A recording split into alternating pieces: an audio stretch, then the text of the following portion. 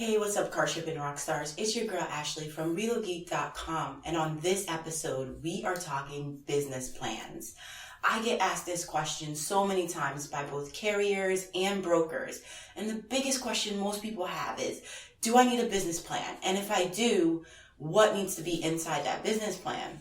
So today I wanted to take time out to create this short video that explains the difference between somebody that needs a business plan versus somebody that doesn't need a business plan.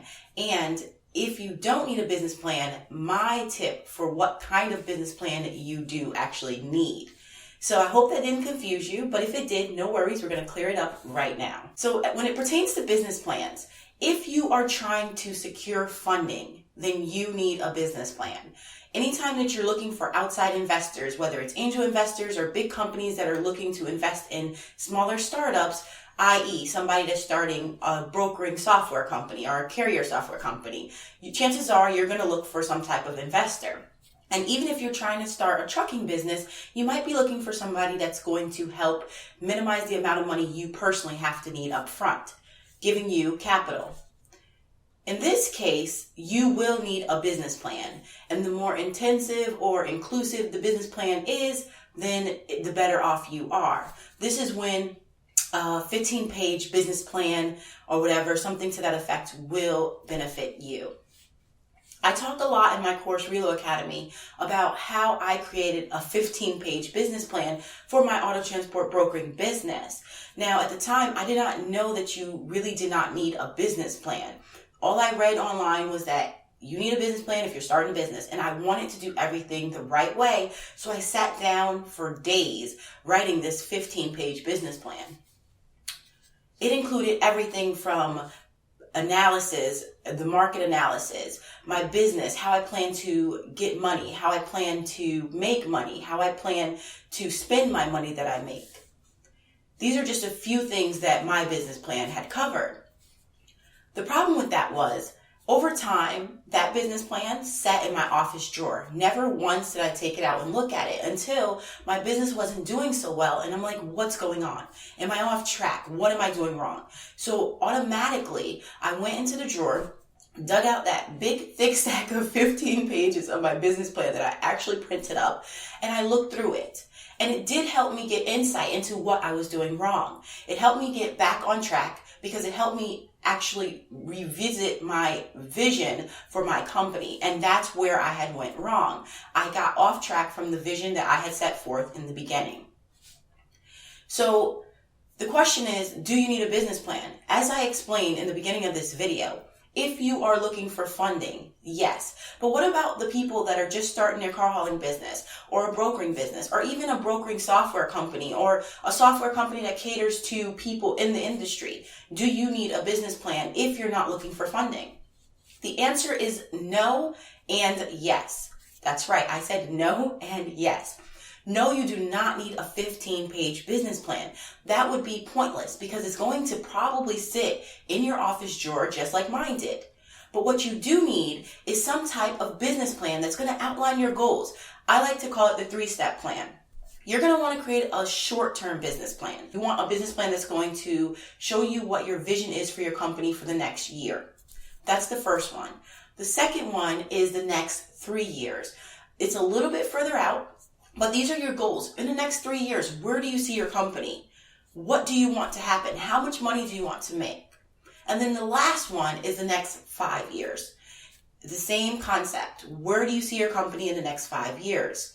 How much money do you want to make? Do you want to have employees? Your biggest, most wildest dreams and goals. This is what you're putting in your 5-year business plan.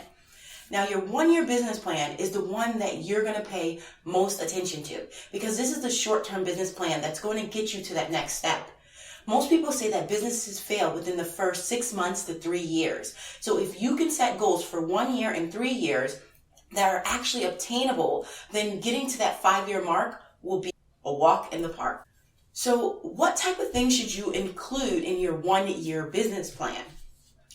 Obviously, you want to include the same type of things that you would include in a 15-page traditional business plan. Your company name. Why did you choose that name? Where are you at currently? How much capital do you have right now? Meaning, how much money do you have put aside for your business? What are your primary goals? These are goals that you absolutely have to achieve. And then what are your secondary goals? These are goals that you want to achieve, but maybe, you can push them back a little bit. And then finally, what goals may not be necessarily your primary or secondary goals, but some goals that you really do want to happen. But if it doesn't happen in the year, maybe it could happen in 15 months instead.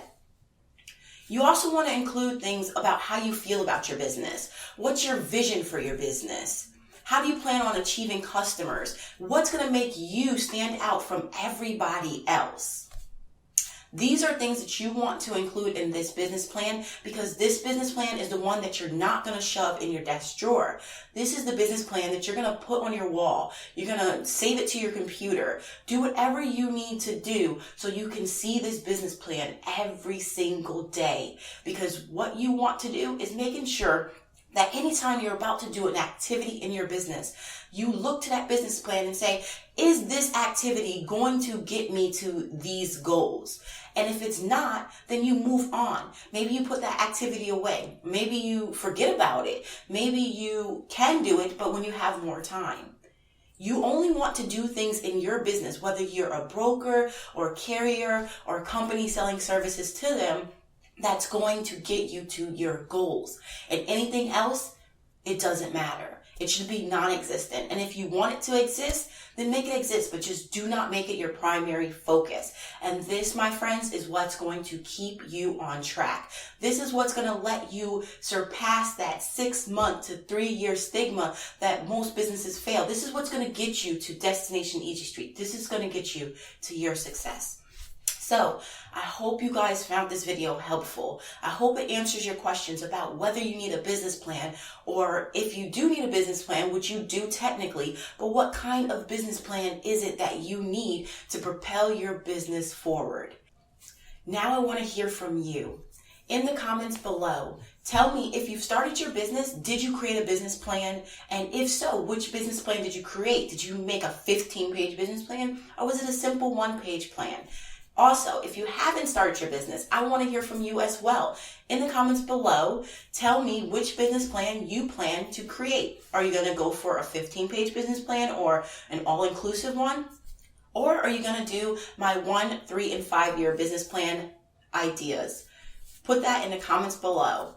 If you guys like this video, give it a thumbs up. Don't forget to subscribe to the channel for more videos just like it. And if you know somebody that can use the advice in this video, please pass it along.